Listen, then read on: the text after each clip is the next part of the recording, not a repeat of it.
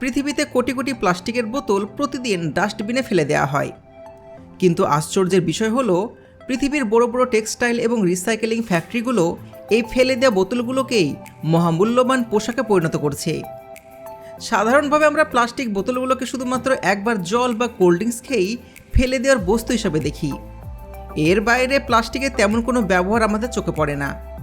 কিন্তু আধুনিক রিসাইকেলিং শিল্প এই প্লাস্টিককে কাজে লাগিয়ে প্রতি বছর কোটি কোটি ডলার আয় করছে এবং পরিবেশ বাঁচাচ্ছে। চীন, ভারত ও ভিয়েতনামে এমন সমস্ত ফ্যাক্টরি রয়েছে যেখানে প্রতিদিন ট্রাকের পর ট্রাক পুরাতন প্লাস্টিকের বোতল ঢোকে, আর সেখান থেকে বের হয় এমন সমস্ত চকচকে টি শার্ট বা স্পোর্টসওয়্যার যেগুলো দেখে কেউ কল্পনা করতে পারবে না যে এগুলোর মূল উপাদান ছিল ডাস্টবিনে ফেলে দেওয়া সাধারণ বোতল। কাঁচামাল সংগ্রহ ও প্রাথমিক ধাপ। এই পুরো প্রক্রিয়া শুরু হয় ডাস্টবিন বা স্ক্র্যাপ ইয়ার্ড থেকে। বোতলের জল একবার শেষ হলেই সে বোতল আর দ্বিতীয়বার কেউ ব্যবহার করে না। আগে বোতলগুলো ব্যবহারের পর ল্যান্ডফিলে বা সমুদ্রে ফেলে রাখা হতো, কিন্তু বর্তমানে এই চিত্রটা একেবারে আলাদা। প্লাস্টিক বর্জ্য সংগ্রহকারীরা বা স্ক্র্যাপ ডিলাররা লাখ লাখ বোতল আলাদা করে রাখেন। অনেক জায়গায় এখন রিসাইকেলিং ফ্যাক্টরির সঙ্গে সরাসরি চুক্তি থাকে। স্থানীয় এজেন্ট বা কোম্পানির লোকজন এই খালি বোতলগুলো সংগ্রহকারীর কাছ থেকে ওজন দরে কিনে নেন। এরপর একসাথে অনেকগুলো কন্টেনার বা ট্রাক ভর্তি করে সেগুলোকে ফ্যাক্টরিতে পাঠানো হয়। ধোয়া ও গ্রেডিং। ফ্যাক্টরিতে একটার পর একটা করে বোতল ভালোভাবে ধোয়া হয়। বোতলের গায়ে লেগে থাকা লেবেল, আঠা, ধুলো আর নোংরা জল পুরোপুরি ধুয়ে ফেলা হয়। ধোয়া শেষ হলে কনভেয়ার বেল্টের ওপর দিয়ে বোতলগুলো ধীরে ধীরে সামনে এগোতে থাকে। এরপর শুরু হয় বাছাইয়ের কাজ। সমস্ত বোতল একই রকম হয় না, কিছু বোতল একদম স্বচ্ছ বা সাদা হয়। এগুলোকে বলা হয় এ গ্রেড, যা থেকে সাদা বা যে কোনো উজ্জ্বল রঙের সুতো হবে। আবার কিছু বোতল রঙিন বা সামান্য পুরাতন, এগুলো হলো বি গ্রেড। ফ্যাক্টরির কর্মীরা আর আধুনিক সেন্সর মেশিন একসাথে কাজ করে বোতলগুলোর কালার অনুযায়ী আলাদা লাইনে ভাগ করে দেয়। তখনও বাইরে থেকে দেখলে বোঝার উপায় নেই যে এই ফেলে দেওয়া বোতলগুলো আসলে কতটা মূল্যবান টি শার্টে পরিণত হবে। ফ্লেক্স তৈরি ও গলানো। এই পর্যায়ে বোতলগুলো দুই দিকে যায়। ফ্যাক্টরির একপাশে প্লাস্টিকের বোতলগুলোকে ছোট ছোট টুকরো করে কাটা হয়।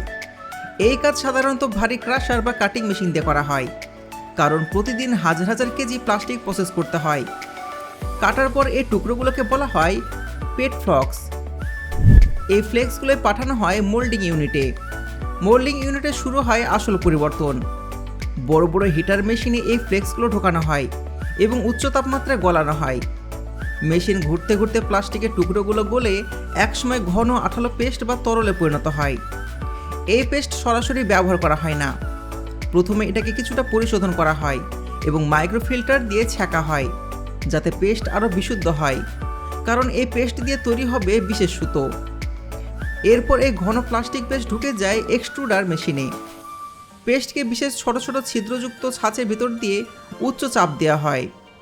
এই চাপের কারণে পেস্টের ভিতরে ফাইবার একে অপরের সাথে শক্তভাবে আটকে গিয়ে ঝর্ণার মতন সরু সরু সুতো হয়ে বেরিয়ে আসে। এগুলো তখনও গরম অবস্থায় থাকে, খুব নরমও না আবার পুরোপুরি শক্ত না। তাই পরের ধাপে এগুলো পাঠানো হয় কুলিং চেম্বারে। সেখানে নির্দিষ্ট তাপমাত্রায় ঠান্ডা বাতাসে ধীরে ধীরে সুতোগুলোকে শুকিয়ে শক্ত করা হয়। এই সুতো দিয়ে আসলে কি করা হয়? এই পলিস্টার সুতো মূলত কাঁচামাল হিসাবে ব্যবহার করা হয়। অনেক দেশে এই সুতো আবার টেক্সটাইল মিলে পাঠিয়ে নতুন করে কাপড় বানানো হয়। তখন আর নতুন করে তুলো বা কার্পাস চাষের দরকার হয় না। এই সুতো দিয়ে বিভিন্ন ব্র্যান্ডের জার্সি তৈরি করা হয়। আবার কিছু দেশে কার্পেট বা ব্যাগ শিল্প এটা ব্যবহার করা হয়। ফ্যাক্টরির অন্যদিকে তৈরি করা এই পলিস্টার সুতোগুলোকে স্পিনিং মেশিনে পাঠিয়ে ববিনে জড়ানো হয়। বড় বড় মেশিন দিয়ে সুতোগুলোকে একদম মাপে মাপে রোল করে নেওয়া হয়। কিন্তু এখানে কাজ শেষ নয়। প্লাস্টিকের তৈরি সুতো স্বাভাবিকভাবে একটু শক্ত এবং খসখসে হয়ে থাকে। তাই অনেক ফ্যাক্টরিতে সুতোর ওপর গরম জলের ভাপ বা বিশেষ সেপনার কেমিক্যাল দেওয়া হয়। এতে সুতোর ভেতরে ফাইবার আলগা হয়ে যায়, সুতো নরম হয়ে যায়, আর পরের ধাপে কাপড় পরানোর কাজ অনেক সহজ হয়ে যায়। নরম করা সুতোগুলো এরপর উইভিং নেটে পাঠানো হয়। এখানে আগে থেকে বিশাল সমস্ত পাওয়ার লুম বা তাঁত বসানো থাকে। মেশিনের ভেতর সুতো পরিয়ে দেওয়া হয়, তারপর অটোমেটিক সিস্টেমে বোনার কাজ চলতে থাকে। এই সময় মেশিন একসাথে প্রচণ্ড গতিতে সুতোগুলোকে একে অপরের সাথে বুনতে থাকে। এই বুননের ফলে সুতো তার এক অবস্থা ছেড়ে ধীরে ধীরে মসৃণ এবং টেকসই কাপড়ের আকার নিতে শুরু করে। কয়েক মিনিটের মধ্যে এক রোল নতুন কাপড় তৈরি হয়ে যায়।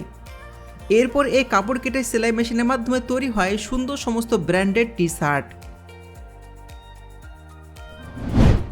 কোয়ালিটি চেকিং ও প্যাকেজিং। এরপরে কোয়ালিটি চেকিং টিম প্রতিটি টি শার্ট হাতে নিয়ে পরীক্ষা করেন, কোথাও সামান্য সমস্যা আছে কিনা, সুতো ছিঁড়ে গেছে কিনা, কাপড়ে ফিনিশিং বা সাইজ ঠিকঠাক হয়েছে কিনা, সমস্ত কিছু দেখা হয়। যে সমস্ত টি শার্টের সমস্যা থাকে সেগুলো আলাদা করা হয় এবং পরে আবারও রিসাইকেল বা স্ক্র্যাপ লাইনে পাঠানো হয়। সব কিছু ঠিকঠাক থাকলে টি শার্টগুলো পরিষ্কার করা হয় এবং প্রয়োজনে স্টিম আয়রন বা ইস্ত্রি করা হয়, যাতে শোরুমে বিক্রির জন্য একদম নিখুঁত থাকে।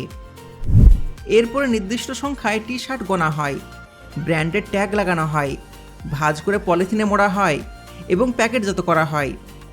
এই প্যাকেটগুলো গুদাম করে রাখা হয় অথবা সরাসরি নামি দামি ফ্যাশন শোরুম বা এক্সপোর্টের জন্য পাঠিয়ে দেওয়া হয়।